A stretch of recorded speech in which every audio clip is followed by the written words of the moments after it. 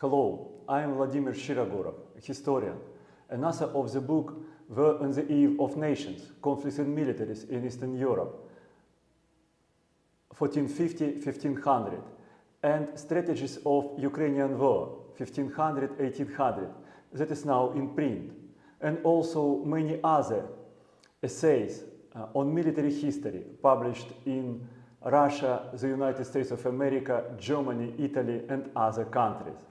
It's my second webinar on the Crimean War, a very important event in military history of Europe and globe in the middle of the 19th century.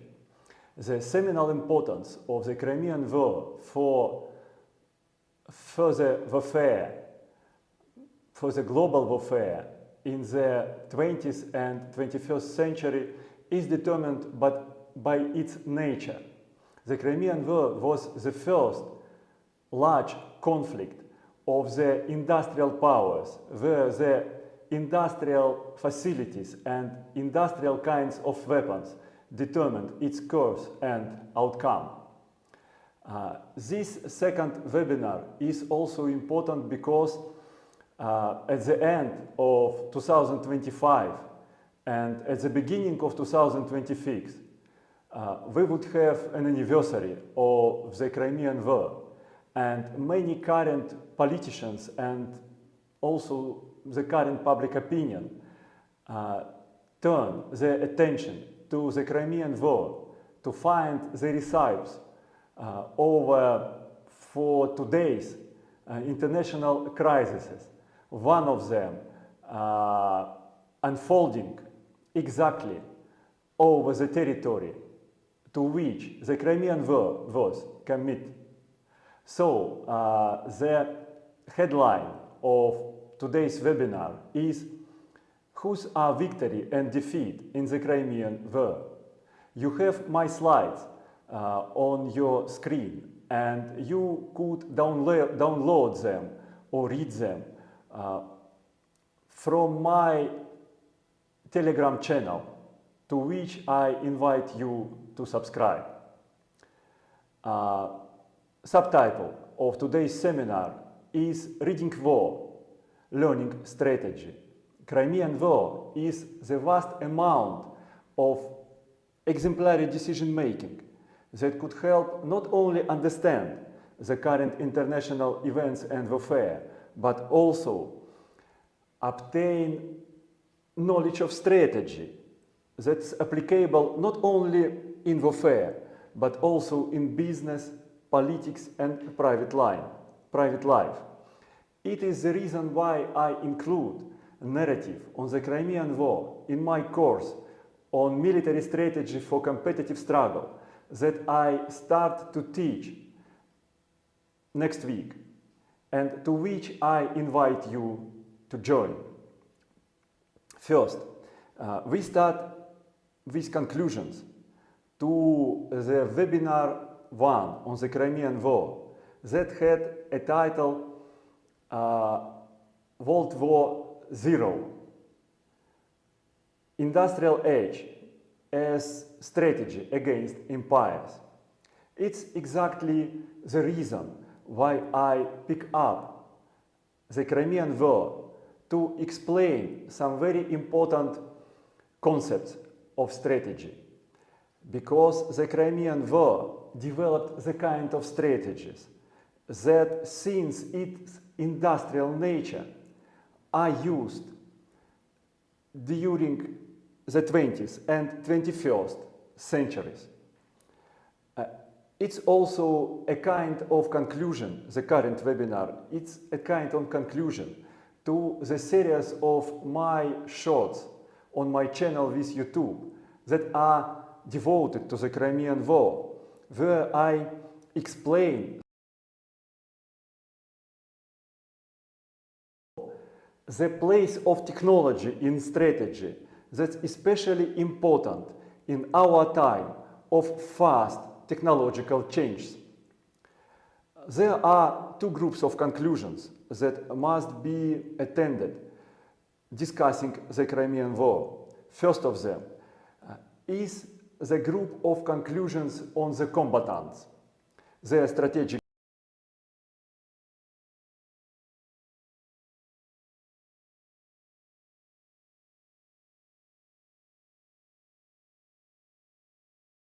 the conclusions about neutrals. The Crimean War was the first large international conflict where the position of neutrals was overly important, and it is one of the lagoons in the current historiography on the Crimean War that must be closed.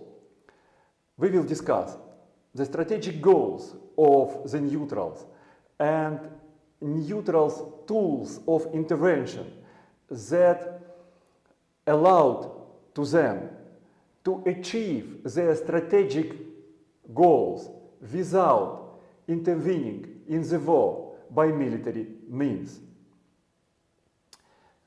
The goal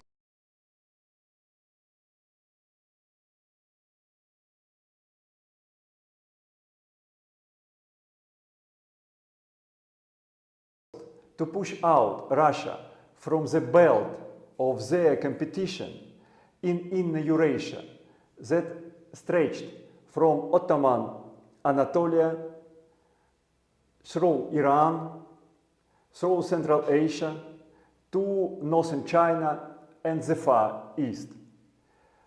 The clash of Britain and Russia over this belt of Inner Eurasia received later the name Great Game. However, it started not in the 1870s, 1880s, where was its peak, but earlier, before the Crimean War, in the 1820s and 1830s. The French strategy was different from the British strategy. France had an ambition to dominate in Western and Central Europe.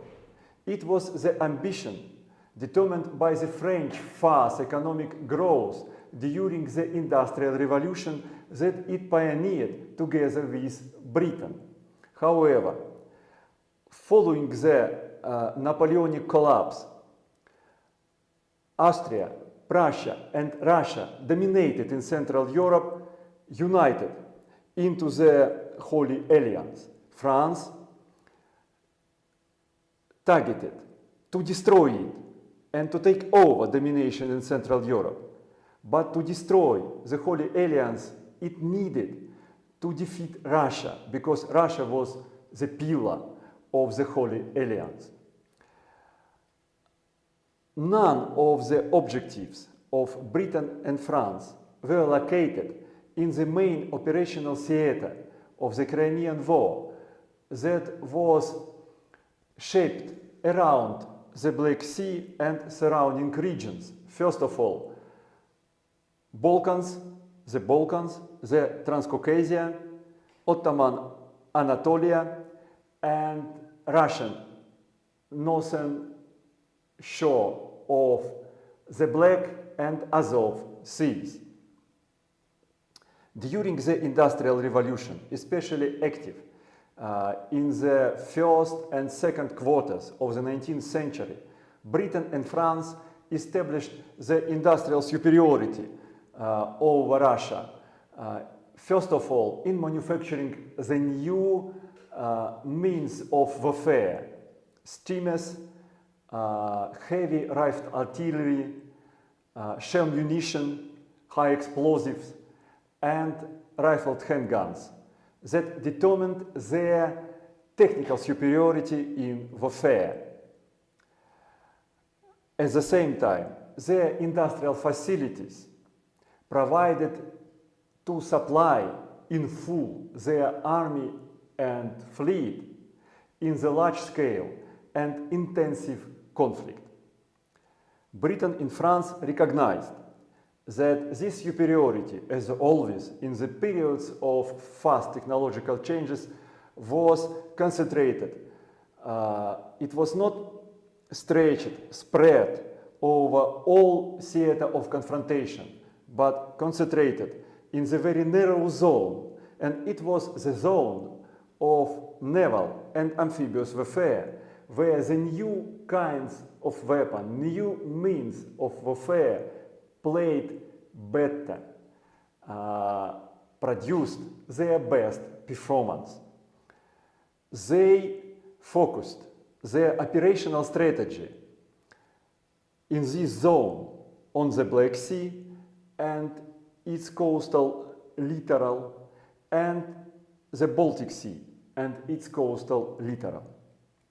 The Russian strategy in the Crimean War made overturn following the British and French entering the war. The British and French military and political and economic potential was much superior over the potential of the Ottoman Empire. So entering of the Western allies into the Crimean War changed its character. Russian strategy started to focus not on dismantling the Ottoman Empire into some statelets under the Russian protection, but to preserve the Russian territorial integrity and political sovereignty. Russia feared not only the Ottoman threat to take back the southern regions of Russia along the northern shore of Black Sea that Russia took over from the Ottoman Empire in the 18th century, but also influence the Russian stance to Central Europe, and especially to Poland, which with its permanent insurgency and separatism was very dangerous part of the Russian Empire to its integrity and political stability. Russia still had preponderance over the Western allies in the traditional means of warfare, first of all, in the numbers of its regular army that was trained for regular fighting, first of all, combining the firepower and cohesive infantry bayonet columns. And Russia had abundant stock of weapons and military materials, but the Russians recognized that their stock of military materials and weapons were fast outdating in the middle of the 19th century, with the threat to be totally obsolete by the last third of the 19th century. They might be applied now, urgently, immediately, or thrown into trash. It was a reason for Russia to start the hostilities of the Crimean War. But during the Crimean War, in the dynamics of fighting, it was a great danger to Russia, because Russian industrial facilities could not meet demand of army and fleet in large-scale, intensive conflict. So Russia needed to supply them from outdated stock, increasing the technical inferiority to the Allied forces. Understanding this situation, Russia focused its operational strategy on the theater that, due to geographical conditions, was still applicable to unfold its superiority in the traditional means of warfare. First of all, it was the Balkan theater, but the Balkan theater was divided from Russia by Austria that occupied Moldavia and Wallachia, which are Romania today. But there was another operational theater in the Transcaucasia that was fenced from seaborne influence by the Caucasian Ridge that ran closely to the Black Sea coast, and Russia focused its efforts on this Transcaucasian theater. About the neutrals. France blackmailed Austria, requiring it to side with the Western allies threatening, inciting insurgency of the northern Italian regions that belonged to Austria. The northern Italian regions were most important among many Austrian possessions, and Austria succumbed to the French blackmail and took the position of hostile neutrality to Russia. At the same time, to achieve an independent position in the crisis, Austria occupied Moldavia and Wallachia to divide the belligerents. Russia needed approval of Austria to strike deep into the Balkans and to Istanbul. And the Western allies needed the Austrian approval to strike via Bessarabia, that is Moldavia today, to Ukraine, to the Russian heartland. So both of the sides became dependent on the Austrian position. At the same way, France blackmailed Prussia, threatening to support the German nationalistic insurgents. But Prussia restrained and bridled the nationalistic insurgents in Germany during the European Spring of Nations, and it rejected the French blackmail. Prussia took the position of friendly neutrality to Russia, because this position was very profitable to Prussia. Prussia purposed to take over dominance in the German Confederation from Austria and establish its domination in Germany, preventing French political expansion in it. Prussia rejected the French and British blockade against Russia on the Baltic Sea. Prussia strengthened its ports and onshore fortifications and its navy, providing support for commercial navigation, supplying Russia with advanced weaponry and advanced expertise. Now we turn to the maps and we start to discuss the results and strategic lessons of the Crimean War from the maps, because military history is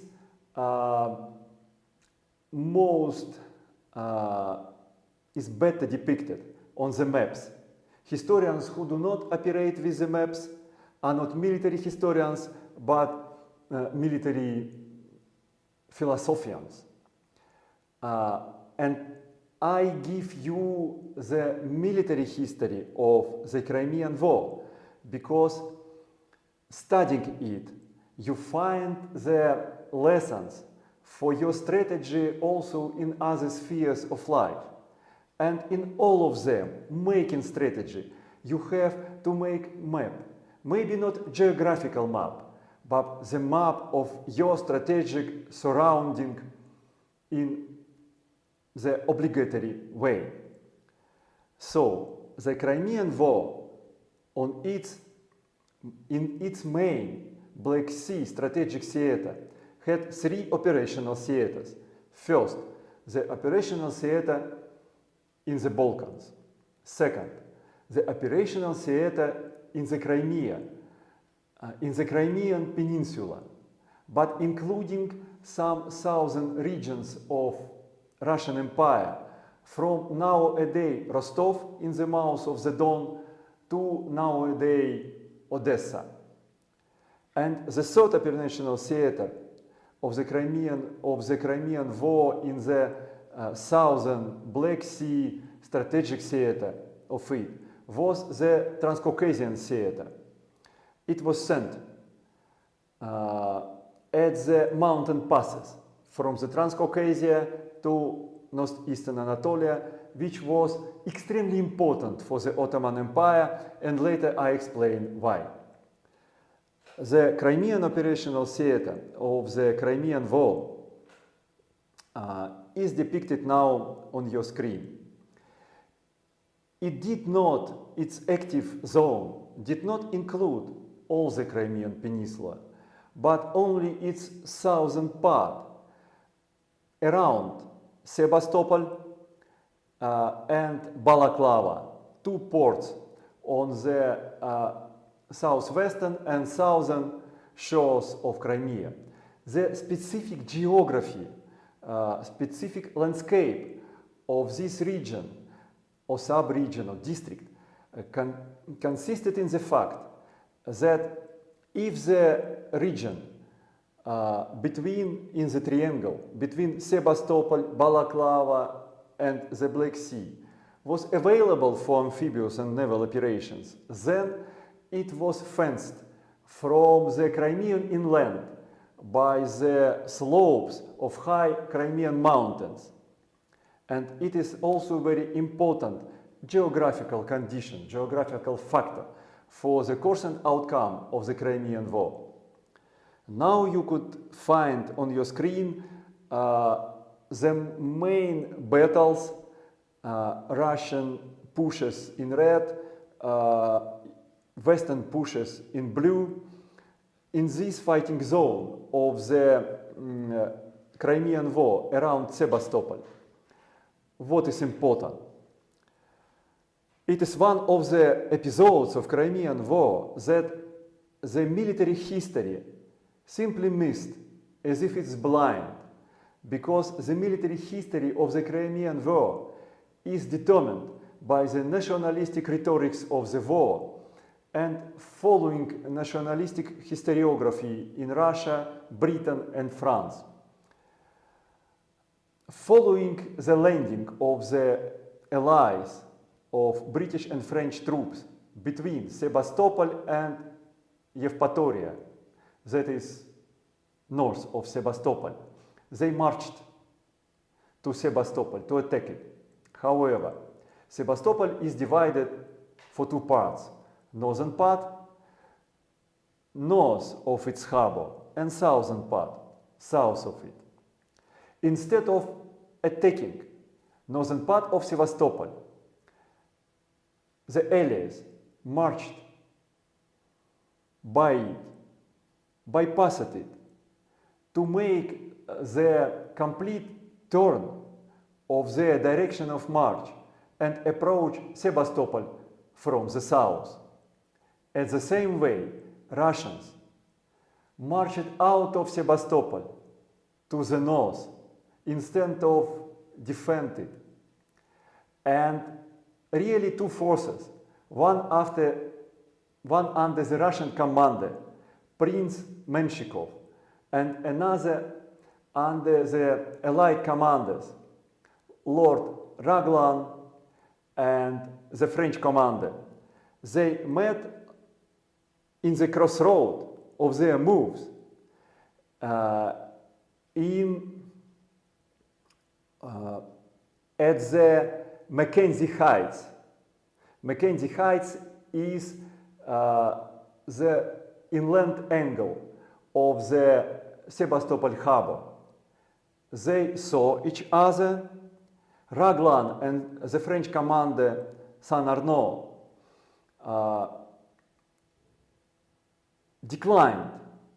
abstained from attacking Russians, and Russians abstained attacking them. They saw each other, met on the crossroad, and came to different direction. Why? Because they had different operational strategy. While British and French forces strove to deploy at the southern part of Sevastopol, where the best conditions for amphibious and naval warfare existed, Russians retreated to the Crimean inland, where the best conditions for their operational strategy for traditional means of warfare lay. This crossroad was the most important point of the operational strategy in the Crimea that is missed by the military history up to today. And I will explain its importance in my essay that I plan to publish with a prominent Italian magazine on military history and in October, and then presenting at some international conferences. So they came in different directions. And then, following this crossroad, the Russian operations in the Crimea were focused to push the flanks of the narrow Allied position to prevent their deployment against Sebastopol. And the English and French actions were focused to deploy against Sebastopol. But many very important, clever, smart decisions of the Russian commander-in-chief, Menshikov, prevented their full force deployment. Menshikov is normally depicted as cumbersome and passive general. However, his decisions were much more clever and much more smart than decisions of the British commander Lord Raglan and the French commander Saint-Arnaud. First, Menshikov ordered to sink the Black Sea Fleet across the harbor. Normally, this decision is depicted as his intention to prevent the British and French fleet from entering the Sebastopol harbor. It was one of his considerations, but he had much more important considerations as well. First of all, he transferred the artillery and military equipment from the sunken ships to the new outer bastions of Sebastopol that he ordered to construct. He transferred also the naval crews to defend these bastions. It was extremely important because with this move, the Russian land army received the personnel and heavy weapons that it didn't have otherwise. The new bastions that Menshikov constructed or engineer Totleben constructed under his order were located very high on the hills, and central of them was located on Malachov Tomb Hill. And this location prevented English and French troops from lifting their heavy artillery from their logistical harbor at Balaklava to the siege positions, because Russian positions were too high for the means of transportation that they had. This situation counterposed mighty Russian firepower against much weaker French and British firepower, and it was the reality that totally correct, that turns over the conclusions that normally the historians present about the English and French technical and tactical superiority over the Russian forces. No. In local situation at Sebastopol, Russians had tactical and technical superiority until the British did not construct a railway from Balaklava onto the Sebastopol heights. At the beginning of 1855, then they were able to deploy their heavy artillery, their technical firepower superiority over the Russian forces, and fall of the southern part of Sebastopol became only an issue of time. However, the next Russian commander at Sebastopol, Prince Gorchakov, managed to march his army, evading the Allied strikes on the floating bridge across the Sebastopol harbor to the northern side of Sebastopol. Allies took over its southern part, destroyed arsenal, destroyed the town. But the Russian position in the Sebastopol operational district became not weaker but stronger, because Allies were not able to storm it across the harbor. and more than 300,000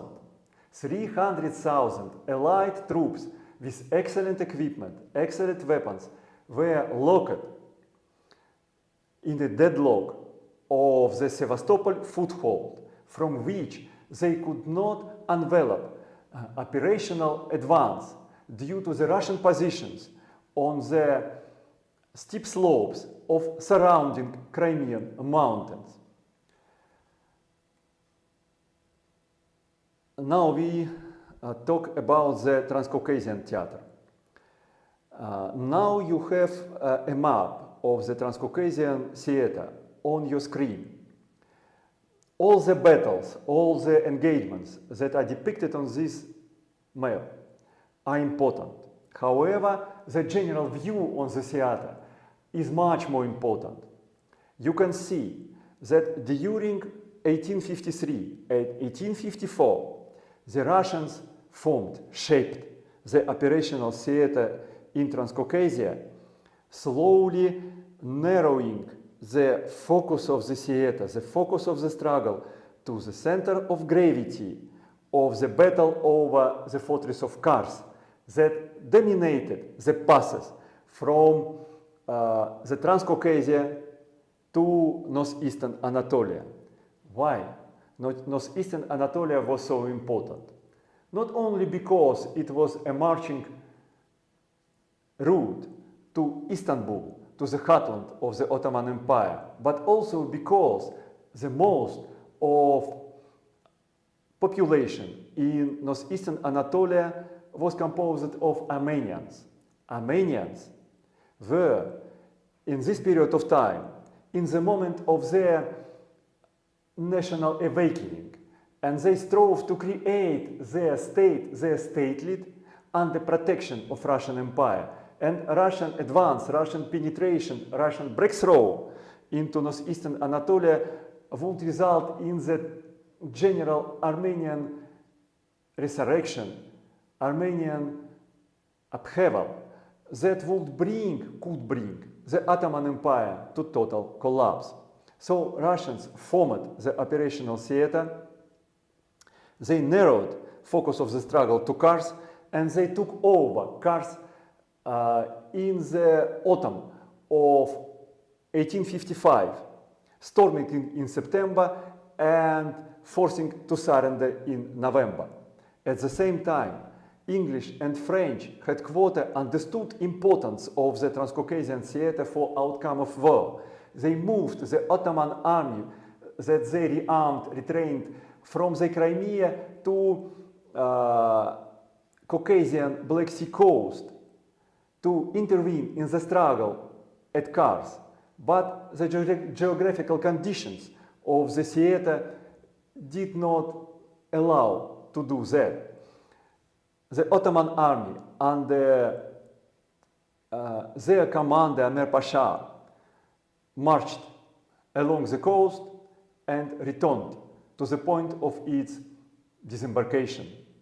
The move had no results, and Russian army obtained the operational freedom to advance into northeastern Anatolia and return to the Russian strategy of dismantling, destruction of the Ottoman Empire. Now we come to very interesting conclusions about course and outcome of the Crimean War that help us to understand what is strategy, how it works, not only in warfare, but also in business and politics. First, Sebastopol was not taken by the British and French forces, or only the southern part of it was taken, but from the tactical and operational point of view, southern part of Sebastopol was inferior to its northern part that remained in Russian hands. British and French ships were unable to lift their guns to destroy the elevated fort, Russian fort, on the northern side of Sebastopol. Russians from this fort with its firepower dominated over the Sebastopol harbor, preventing the Western fleets for using it. And Russian position on the slopes of Caucasian mountains was impregnable. So the Allies were deadlocked on this foothold, and their large army was now useless.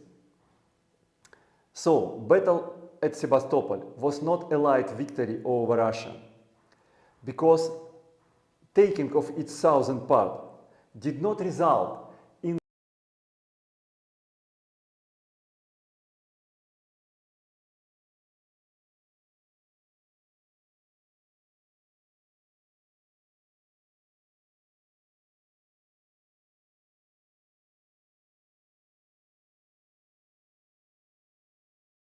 opened the Russian strategical prospect. And Sebastopol was not a decisive point of view of the war. Battle of Sebastopol was not its center of gravity if we talk with the terms of Karl von Clausewitz, founder of the modern discipline of strategy. Because Kars, fortress of Kars in the Transcaucasia, was the center of gravity, where the outcome of the military phase of war was determined. Russia gained upper hand in both Crimean campaigns in 1454 and 1455 because it managed to deadlock the Allied troops and prevent their deploying their numerical and technical superiority in other parts of the southern strategic theater. For example, from attacking Odessa, Rostov, mouth of the river Dnieper and mouth of river Don, the key strategic locations, strategic choke points of the southern Russian theater. At the same way, Russia dominated on the Black Sea operational theater in both campaigns 1454 and 1455, because the Baltic operational theater consisted of two sub-theaters. First it is naval theater and another is amphibious theater. And after gaining domination on the Black Sea, gaining the sea dominations, Allies were unable to attack and distract Russian key onshore fortification, Kronstadt near St. Petersburg and Sveaborg, that's a district of nowadays Helsinki. And Russia had opportunity, had a base to project its force over Baltics, basing on two main strongholds, and also on other strongholds such as Reval, now Tallinn, and Riga. This Russian position provided to the neutral shipping over the Black Sea, and the neutral shipping over the Black Sea supplied Russia with the steam machines, with new kinds of weaponry and new kind of expertise, including the expertise that Russia used to defend Kronstadt.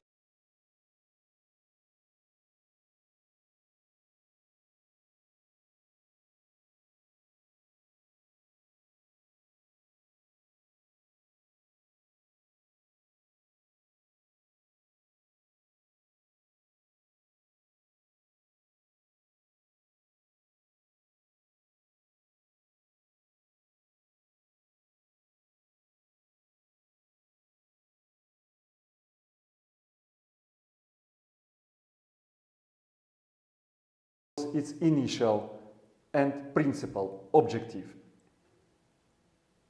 Now the principal question. Why did the Allies declare that they won the Crimean War and Russia recognized their victory? Again, theory of war of Karl von Clausewitz proposed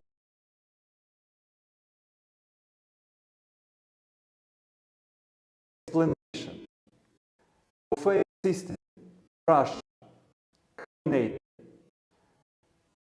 out Tibet's performance at Kars at the end of 1855, then Russia could expect only its decline. And that's the reason for decline of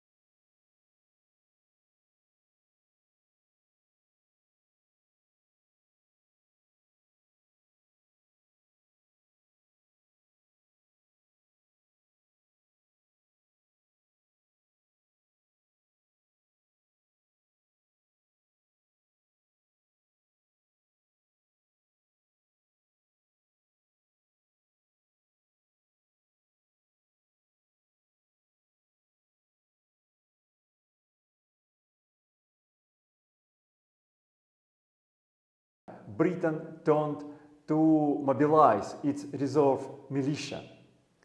Large allies ordering for new ships, for new kind of weaponry and munition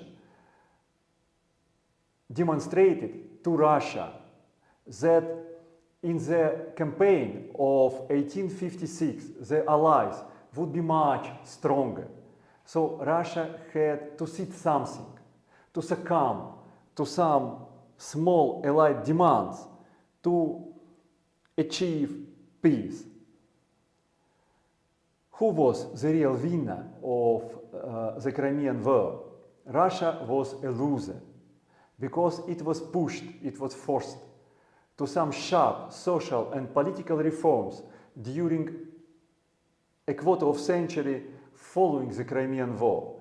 And these reforms that are claimed great reforms nevertheless destroyed the very foundation of the Russian political and social regime and resulted in the Russian Revolution in the beginning of the 20th century that destroyed the Russian Empire and brought the results, the negative results that Russia still could resolve.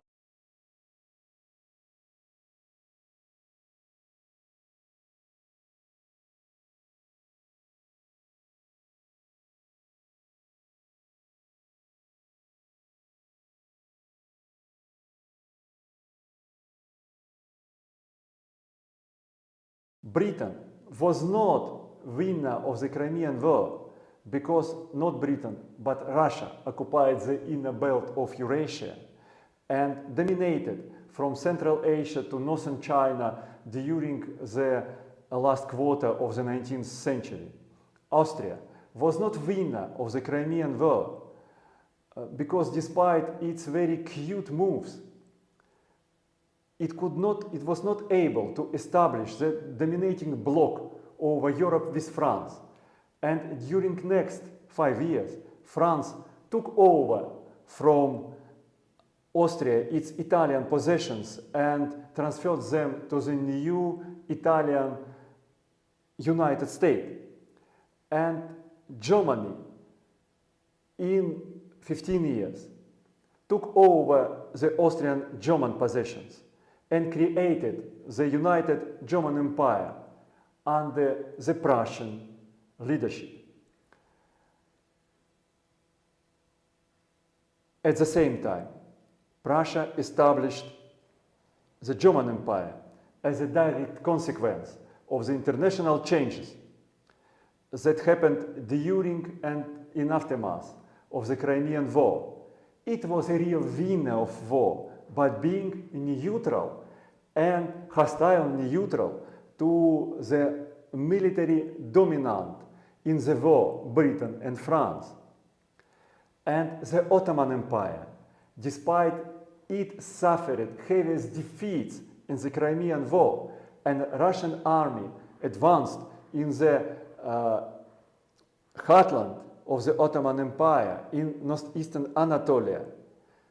The Ottoman Empire became the winner of the Crimean War because following the Crimean War, the Ottomans started creating their Muslim Turkic core in the Ottoman heartland, and this core became the base for the modern Turkish statehood ushered by Mustafa Kemal Atatürk. It is the strategic results of the Crimean War and true picture of it that could be received by studying strategy. I call you to study strategy, to subscribe to my channel with YouTube and Telegram, where you could find a lot of other materials on the subjects of my discussion. And I invite you to my course of military strategy for competitive struggle that I start to teach next week, where you learn how to solve applying the examples of the military strategy, of military history on your current affairs to be a winner. I am Vladimir Shirogorov, historian and author of the books War on the Eve of Nations, Conflict in Militaries in Eastern Europe, 1450-1500, and Strategies of Ukrainian War, 1500-1800, that is currently in print with pen and sword. And I am author of many other essays on military history, published in Russian and English in the United States, Germany, Italy, Russia, and other countries. I invite you to subscribe to my channels and welcome to my course. Goodbye.